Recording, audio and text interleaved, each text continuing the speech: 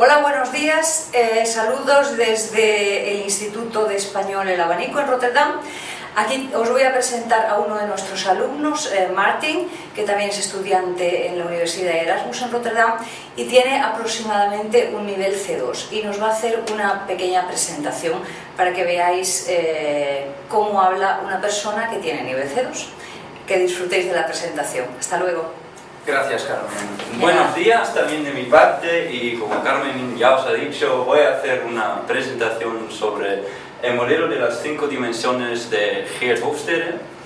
Y para concluir y para hacerlo un poco más interesante, voy a reflejar al final o daros una conclusión si yo pienso que si es un modelo bueno para analizar culturas. Vale. El contenido. Primeramente os voy a explicar un poco qué es el modelo, cómo funciona, cómo se desarrolló todo el modelo, las ideas que tenía, y después os voy a explicar un poco las 5 dimensiones que hay, con las que se caracteriza una cultura. Después, para hacerlo un poco más concreto, para que podáis imaginaros un poco cómo funciona, voy a comparar España con Holanda usando el modelo de Geert Hofstede, y al final, como ya he dicho, tenemos la conclusión. Primeramente, el modelo. ¿Cómo funciona? Geert Hofstede es un antropólogo, escritor y profesor holandés con mucha influencia en el campo de estudios culturales dentro de organizaciones. Y refiriéndome a organizaciones, me refiero sobre todo a organizaciones económicas, pero también como organizaciones no gubernamentales, organizaciones así. Y él dedicó casi toda su vida académica a estos estudios culturales y publicó varios libros, etc. Y bueno, su descubrimiento más importante fue que para cada cultura que ha analizado en su vida hay algunos agrupamientos culturales a nivel regional y también nacional que son muy consistentes en todo el mundo y que afectan el comportamiento de las sociedades y organizaciones de un país. Y de esos agrupamientos, el Geert Hofstede desarrolló el modelo de las 5 dimensiones, y de esas 5 dimensiones os voy a explicar un poco luego de lo que trata. Y lo que se tiene que memorizar es que las 5 dimensiones son muy consistentes a largo tiempo, es decir, que aunque culturas cambian, esas dimensiones cambian muy lentamente o casi no cambian del todo. Eso es uno de las bases de su modelo. Y el análisis que ha hecho es un análisis entero de 76 países o regiones diferentes. Y si me refiero a regiones, no me refiero a, por ejemplo, la Costa Blanca, sino que regiones concretas, como por ejemplo lo vemos en Canadá con el Quebec. Que el Quebec es una región muy diferente, con una cultura bastante diferente a la cultura canadiense. Ahora las dimensiones. La primera dimensión es la distancia al poder, y esa distancia al poder puede ser alta o baja. Y lo que Geert Hofstede quiere decir con esa dimensión es el grado en los que los menos poderosos de una sociedad esperan la existencia de diferencias entre los niveles de poder. Es decir, que en algunos países, por ejemplo, la jerarquía es muy importante y es también muy estrecha. Y en otros países se fija más en la igualdad entre las personas, aunque sean de diferentes niveles, por ejemplo, en una organización o en una empresa. Y esa dimensión de verdad dice si las personas aceptan a desigualdades grandes en una jerarquía o no. La segunda dimensión es el individualismo versus el colectivismo, y eso es bastante fácil también para imaginar que en culturas individualistas la gente sobre todo se preocupa de sí mismo o de su familia más cerca, decimos.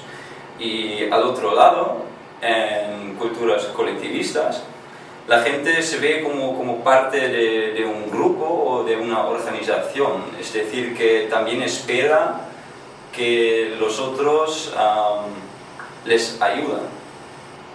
Y eso es la diferencia entre colectivismo y individualismo. Y para hacerlo más concreto, podemos decir que las culturas individualistas son las culturas que se refieren a sí mismo con yo, y las culturas colectivistas, la gente se refiere a nosotros. Y para daros un ejemplo, los Estados Unidos es el país con el puntuaje más alto en vez de individualismo. Bueno, la tercera dimensión es la masculinidad versus la feminidad, y eso describe los roles de los géneros dentro de una cultura. Y por un lado puede haber la distribución clara entre hombres y mujeres, y eso es la cultura masculina. Y por ejemplo se valora la competitividad, posesiones materiales, cosas así. Y hay una separación clara entre mujeres y hombres. Y al otro lado hay las culturas femeninas, que como vais a ver luego, es también Holanda o España, pero menos que Holanda. Y ellos valoran más la igualdad y se fijan más en la igualdad entre la gente, no solo entre hombres y mujeres, pero en general. Y por ejemplo las mujeres tienen las mismas carreras que los hombres, o el trabajo de casa se distribuye igualmente, y sobre todo valoran el tiempo de ocio en culturas así. Y para daros un ejemplo, una cultura o un país masculino, según este modelo, es Japón, y un país femenino es Suiza. Bueno, la penúltima dimensión es la evasión de la incertidumbre, y eso es a lo mejor un poco menos claro, pero se refiere al grado al que una sociedad acepta la incertidumbre y los riesgos en general. Y un puntaje alto aquí significa que una cultura intenta evitar riesgos, intenta planificar todas las cosas y sobre todo arreglar la vida con reglas. Y en otros países también habrá reglas, pero el contexto es más importante. Y esos son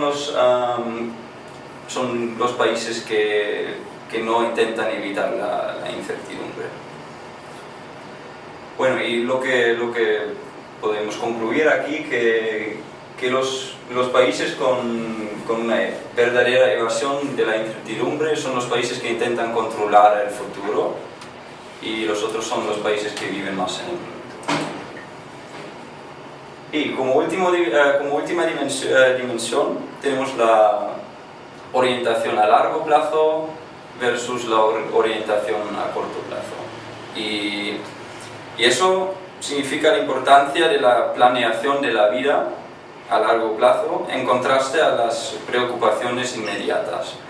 Y para daros un ejemplo reciente de esa dimensión, podemos referirnos a la crisis económica. Si vemos cómo los Estados Unidos intentan solvar la crisis económica, vemos que están gastando mucho dinero, están poniendo mucho dinero en el mercado, y eso es una solución a corto plazo.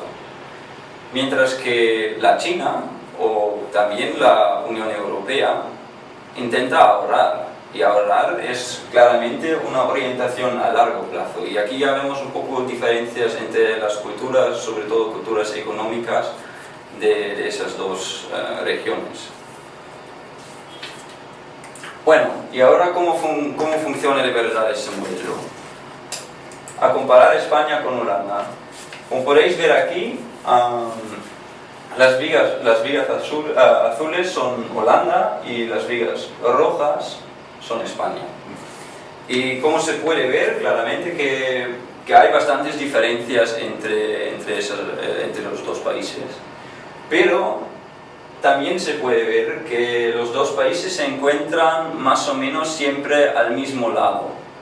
Es decir, que si por ejemplo nos referimos a la masculinidad por aquí, los dos países son bastante femeninas.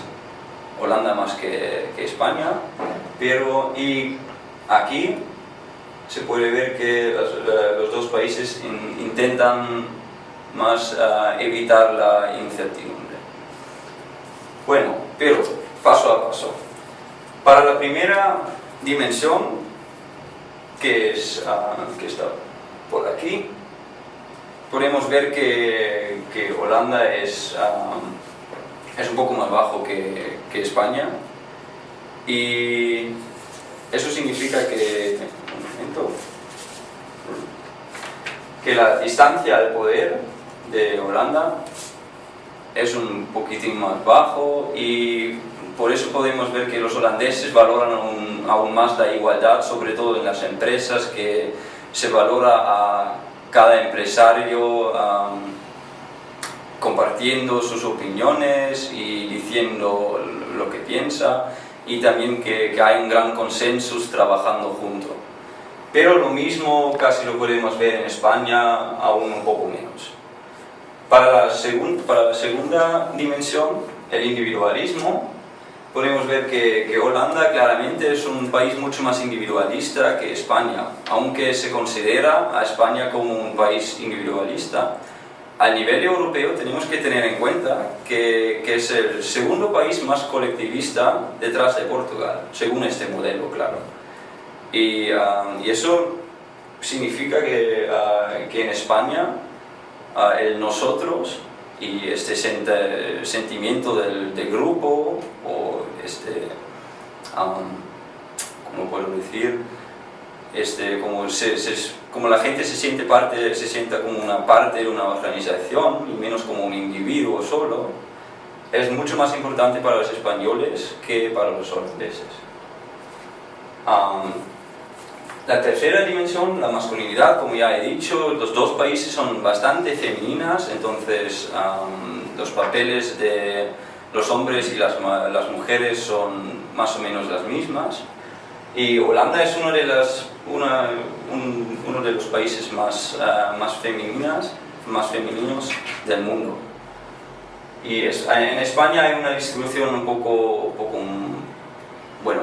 más estrecha entre mujeres y hombres, pero cada vez más hay mujeres trabajando en carreras muy altas en el management y tal. Bueno, y la cuarta dimensión, la evasión de incertidumbre, es quizás la más interesante para España, que con un puntuaje con 86 tiene el segundo puntuaje más alto del mundo, en vez de la evasión de la incertidumbre. Y para daros un ejemplo aquí, había un estudio reciente en el que preguntaron a jóvenes lo que quieren hacer después de su carrera en la escuela. Y el 57% contestó que quieren hacerse, o que podrían imaginarse hacerse, un funcionario en el servicio civil. Y eso quiere decir que claramente para los españoles las cosas ciertas, las cosas a largo tiempo, tienen una importancia bastante grande. Y comparándolo, por ejemplo, con jóvenes de los Estados Unidos, solo un 17% se podría imaginar trabajar en servicios públicos, por ejemplo, con un trabajo fijo. Bueno, la última dimensión ya, que es la orientación a largo plazo, y aquí vemos que que España y Holanda se orientan más a corto plazo y, por ejemplo, pero los españoles aún más que los holandeses, como podemos ver por aquí. Y es un poco una contradicción a la evasión de la incertidumbre, porque eso se refiere más a largo tiempo, pero al mismo tiempo el modelo dice que se orientan a corto plazo. Entonces ya podemos ver un poco los problemas que hay dentro de este modelo. Como conclusión, podemos decir que este modelo puedo yo decir que este modelo es un buen modelo para analizar culturas, y yo pienso que por un lado sí, por otro lado no.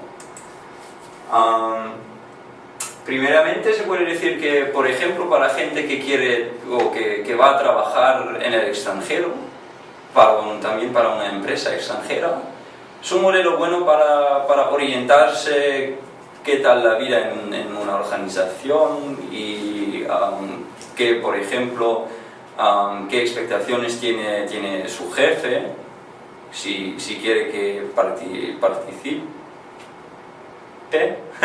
si quiere que participe o no, y bueno, y cosas así, y por ejemplo, cómo se puede solvar problemas en el trabajo, se solva junto o más o menos al nivel individual.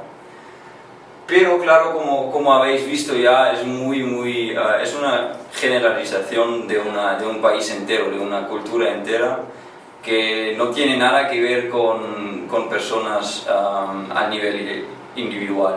Y eso es también, pienso, la crítica, o eso es también la crítica más grande de todo el modelo de Hofstede, que todo el modelo no se refiere nada a las diferencias las diferencias grandes que hay entre individuos dentro de un país. Y por eso yo puedo concluir que, aunque es un modelo interesante y puede servir para el trabajo sobre todo, ir a un país y disfrutar y experienciar una cultura es una cosa distinta que no se puede sustituir ni con un modelo, ni con fórmulas, ni nada. Muchas gracias.